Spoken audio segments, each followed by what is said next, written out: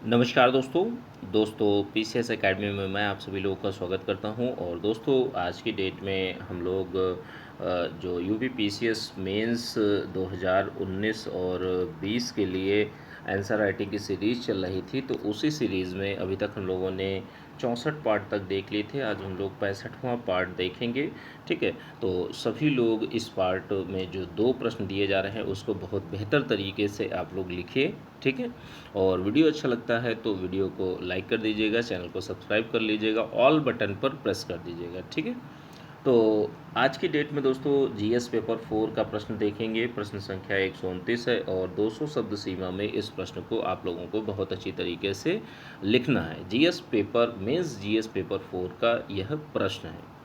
तो प्रश्न को लिखने से पहले जैसे कि कुछ ग्रामर की गलतियां आपसे नहीं होनी चाहिए। जैसे जो भी ग्रामर की गलतियां होती हैं तो वो अक्षम्य होती हैं। ठीक है, तो ग्रामर की गलतियां आपसे नहीं होनी चाहिए। जो इंट्रोडक्शन पार्ट है, बॉडी पार्ट है, कंक्लूजन पार्ट है, तो इन तीनों में अगर एक एक कोटेशन, कविता, श्लोक, मूवी के गीत, बोल और महान विचारकों की लाइन, इन सारी चीज़ों को ऐड कर देते हैं तो आपका उत्तर और भी ज़्यादा बेहतर हो जाता है।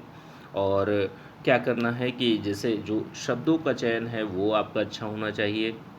कुछ जैसे अगर डायग्राम बना सकते हैं तो वो आप लोग बनाइए। और आपके उत्तर में लयबद्धता होनी चाहिए। जो अच्छे वर्ड होते हैं उनको अंडरलाइन भी करिए। ठीक है, हैंडराइटिंग अगर आपकी अच्छी है तो अच्छे मार्क्स मिलने की संभावनाएं बढ़ जाती हैं। चलिए आज का प्रश्न देख लेते हैं। जैसे दंड देने के सिद्धांत तथा इसके जो नैतिक औचित्य है उसको उजागर कीजिए। ठीक है, तो यह प्रश्न है। 2 प्रश्न आपसे पूछे गए हैं। नैतिक जो दंड देने का सिद्धांत क्या है और इसके नैतिक औचित्य को उजागर कीजिए। तो यह 2 प्रश्न हैं।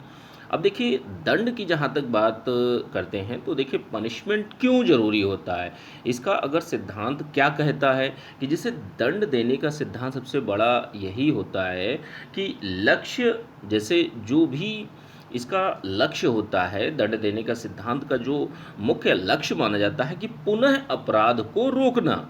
ठीक है, कि जैसे मान लीजिए एग्जाम्पल के माध्यम से आप समझिए कि जैसे एक बच्चे को एक टीचर 2 छड़ी लगाता है कि आज आपने होमवर्क नहीं किया, तो एक नैतिक चीज़ बताता है कि आप इस चीज़ को दोबारा ना करें।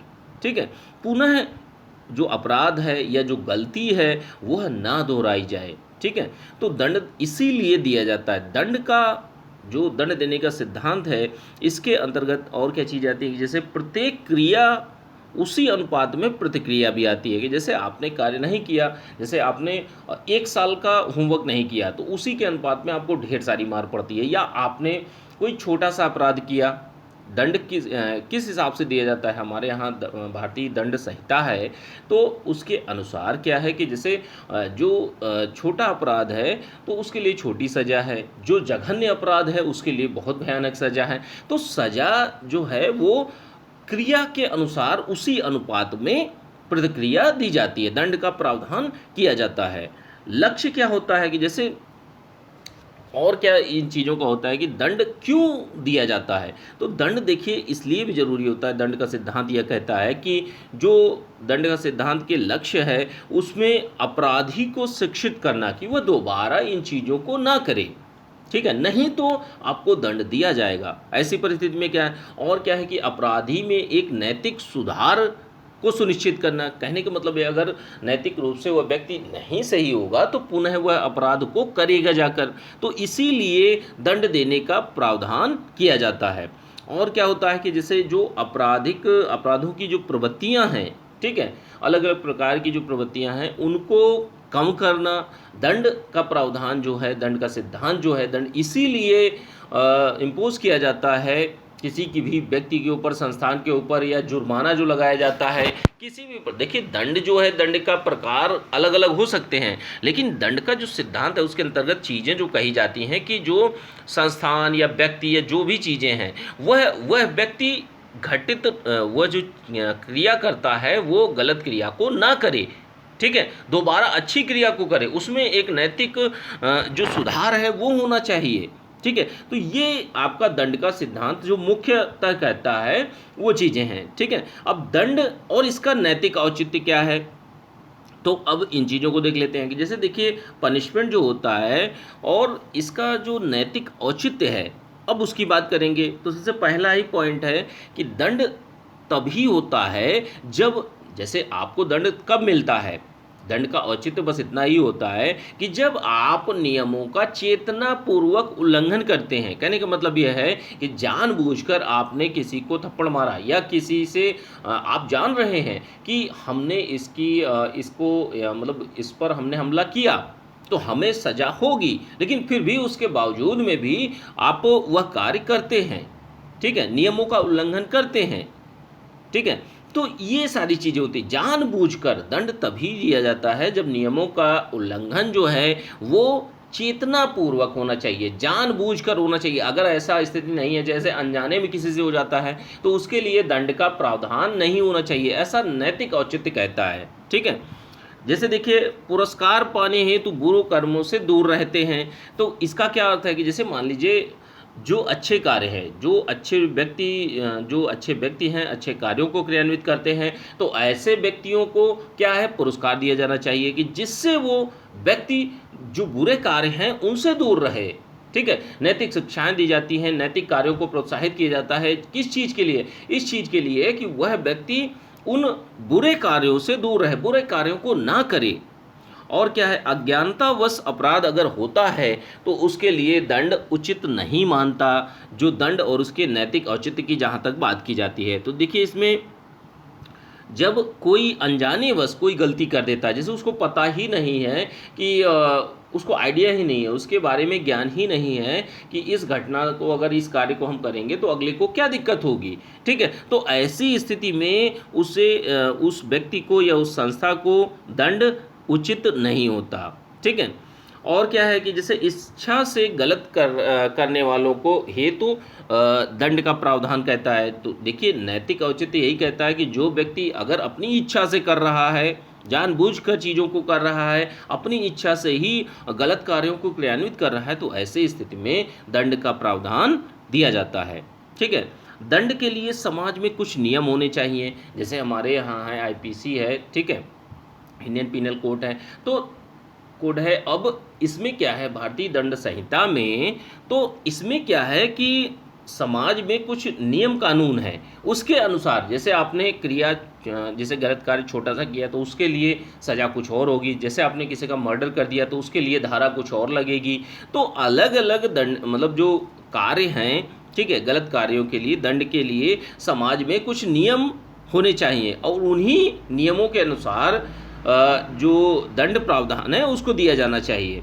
दंड का मुख्य आधार क्या माना जाता है, दंड का मुख्य आधार जो है न्यायपालिका की अवधारणा को स्पष्ट करना, न्यायपालिका को न्याय को सुनिश्चित करना, ठीक है। इसका मुख्य आधार क्या है, दंड का मुख्य आधार ये माना जाता है कि जैसे मान लीजिए अब अगर कोई गलत कार्य कर रहा है, न्यायपालिका उसको दोषी घोषित नहीं करती, उस पर सज़ा कुछ नहीं सुनाती, तो ऐसी स्थिति में जिसने गलत किया है और जिसके साथ गलत हुआ है उसको न्याय नहीं मिल पाएगा।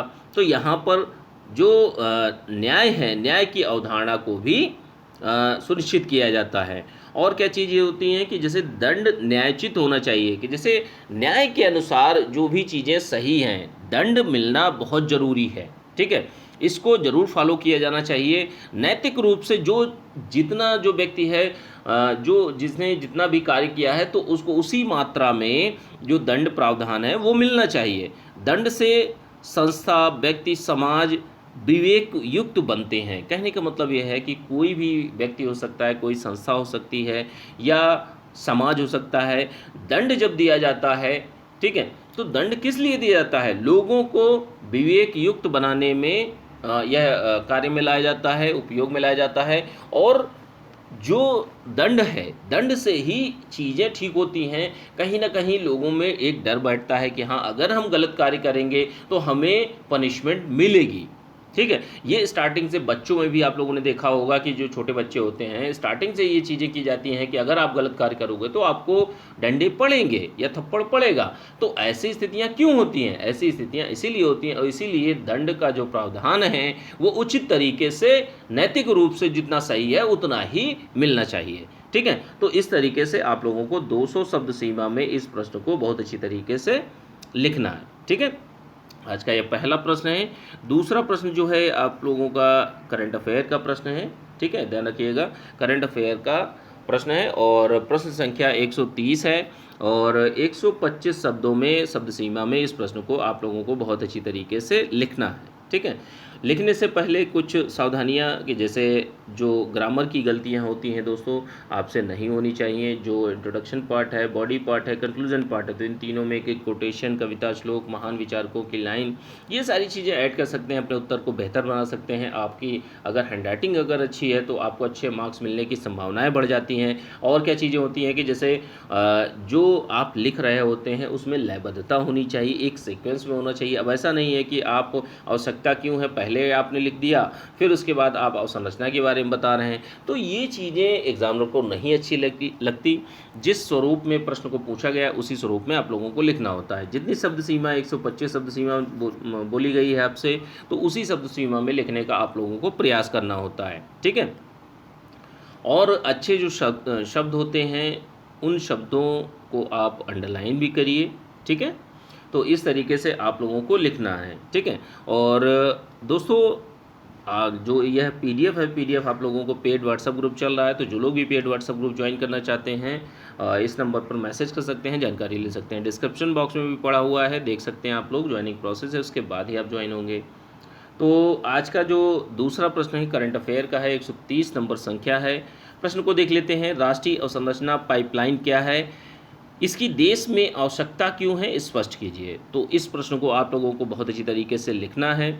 जैसे देखिए कोई भी प्रश्न है कीवर्ड के माध्यम से मैं आप लोगों को देता हूं, और ये चीज़ें बहुत ही ज़्यादा ज़रूरी होती हैं, क्योंकि अगर आपके पास में एक डायमेंशन होती है, एक पॉइंट्स होते हैं, तो आप क्वेश्चन को जो उत्तर है उसको अच्छे से लिख ले जाते हैं। तो अब देखिए राष्ट्रीय अवसंरचना पाइपलाइन की जहाँ तक बात करते हैं, तो देखिए 2024 से 25 तक, ठीक है, 2024 से 25 तक 5 ट्रिलियन जीडीपी का लक्ष्य प्राप्ति का लक्ष्य रखा गया है, जिसके लिए क्या है कि हमारे देश में 1.4 ट्रिलियन डॉलर का अवसंरचना पर निवेश करने की बात कही जा रही। भाई कहीं ना कहीं अगर आपको जो 5 ट्रिलियन की इकोनॉमी बनाना है, तो उसके लिए आपको अवसंरचना पर विकास करना पड़ेगा, उद्योगों पर विकास करना पड़ेगा। ठीक है, सेवाओं क्षेत्र में निवेश करना पड़ेगा। ठीक है, और जो एग्रीकल्चर सेक्टर है उसमें निवेश करना पड़ेगा। तो यहाँ पर राष्ट्रीय अवसंरचना पाइपलाइन की बात हो रही है, तो इसी पर अब हम लोग बात करेंगे। ठीक है, जैसे देखिए 2019 से 25 तक 18 राज्यों में 5 वर्षों तक विभिन्न परियोजनाएं चलाई जाएंगी, जो आपका निवेश अवसंरचना के लिए 1.4 ट्रिलियन डॉलर का अवसंरचना पर जो निवेश किया गया, इसके अलग अलग राज्यों में, लगभग 18 राज्यों में, ध्यान रखिएगा 18 राज्यों में 5 वर्षों तक विभिन्न प्रकार की अवसंरचनात्मक परियोजनाएं चलाई जाएंगी। इससे क्या होगा कि जैसे देखिए हमारे यहाँ सामाजिक आर्थिक दोनों प्रकार के अवसंरचना का विकास होगा। ठीक है, समाज में सामाजिक रूप से लोगों का भी विकास होगा और आर्थिक रूप से उनकी आय वृद्धि और सारी चीज़ों में परिवर्तन हमें देखने को मिलेंगे।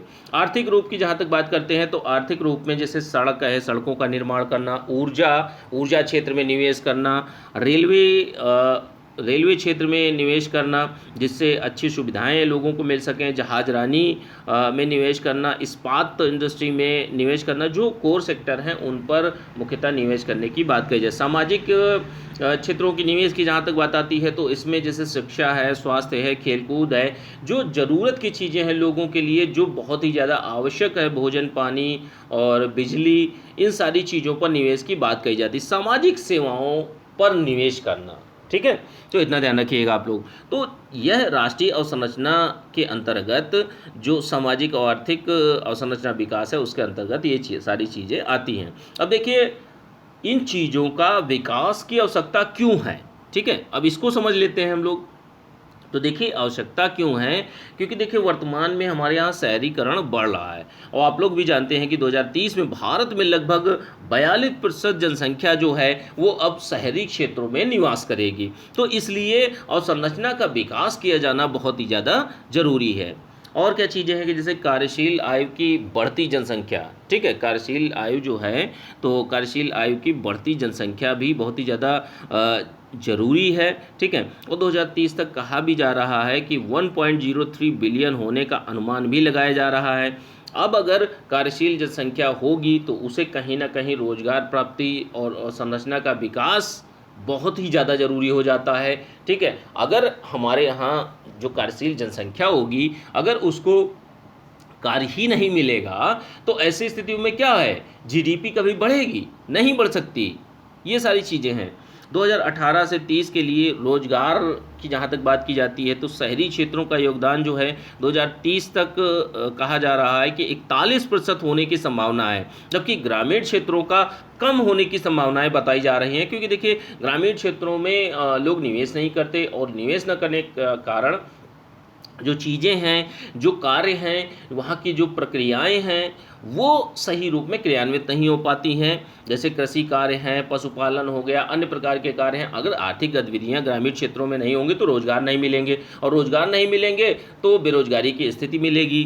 ठीक है, तो ग्रामीण क्षेत्रों में रोजगार जो है शहरी उनकी अपेक्षा 71 से, देखिए ये कम होने की बात कही जा रही है, 71% से 59% पर होने की संभावना जताई जा रही है 2030 तक।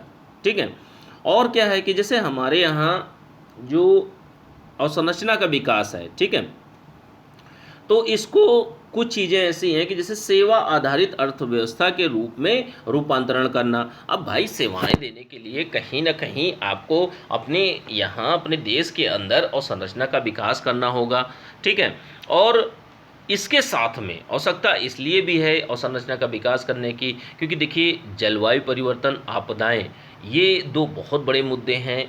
ठीक है, जिन पर आपको अवसंरचना का विकास और राष्ट्रीय विकास के परिप्रेक्ष्य में जहाँ तक हम लोग बात करते हैं, ठीक है, तो ये दोनों मुद्दे इसी से जुड़ते हैं आकर, क्योंकि आपको कहीं ना कहीं जलवायु परिवर्तन और आपदाओं को ध्यान रखते हुए ही आपको अपने अवसंरचना का विकास, जो राष्ट्रीय अवसंरचना पाइपलाइन है, तो पूरे देश में आर्थिक सामाजिक रूप से चीज़ों को ठीक करना होगा, चीज़ों अवसंरचना का विकास करना होगा। ठीक है, तो इस तरीके से आप लोगों को 125 शब्द सीमा में अच्छी तरीके से आप लोगों को लिखना है। देखिए, ज़्यादा लंबा भी नहीं होना चाहिए, ना ही ज़्यादा कम होना चाहिए। जितनी शब्द सीमा आपसे बताई जा रही है उतने में ही आप लोगों को इस प्रश्न को लिखना है। ठीक है, तो ये है आपका आज के दोनों प्रश्न थे। इसको बहुत अच्छी तरीके से आप लोग लिखिए, और यही सही समय है। आप लोग answer writing, daily answer writing करते रहिए एटलीस्ट, और जहाँ से भी आप लोग पढ़ रहे हैं वहाँ से पढ़ते रहिए। ठीक है, चलिए, ठीक है, थैंक यू देखने के लिए।